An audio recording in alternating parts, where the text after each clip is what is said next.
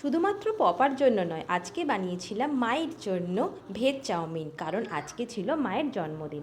তো ফার্স্টে আমি চাউমিনটা সেদ্ধ করে দিয়েছি নুন নিয়ে, জল দিয়ে, এবং তার সঙ্গে নিচ্ছি ক্যাপসিকাম, একটু টমেটো, আর একটু সয়াবিন, আর পেঁয়াজটাকে ভাজা করে নিচ্ছি। আর এদিকে ডিমটাকে স্ক্রাম্বল করে নিচ্ছি নুন এবং একটুখানি মিট মশলা দিয়ে। তো এবার পেঁয়াজটাকে ভেজে নিয়ে তার উপরে ক্যাপসিকাম, রসুন কুচি দিয়ে ভালো মতো করে কষিয়ে নিলাম। কষিয়ে নিয়ে এর মধ্যে একটুখানি নুন দিয়ে দিচ্ছি।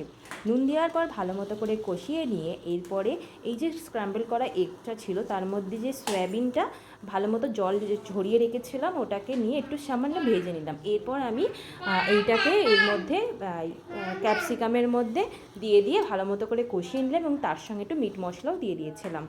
এরপর আমি অ্যাড করছি একটু টমেটো সস এবং তার সঙ্গে সয়া সস দিয়ে ভালো মতো করে একটু কষিয়ে নিয়ে এরপরে যে স্পেশাল চাউমিনটা এর মধ্যে অ্যাড করে নিয়ে ভালো মতো করে একটু কষিয়ে নেবো, ভেজে নেবো। দেন তাহলেই আমার রেডি একদম ভেজ চাউমিন।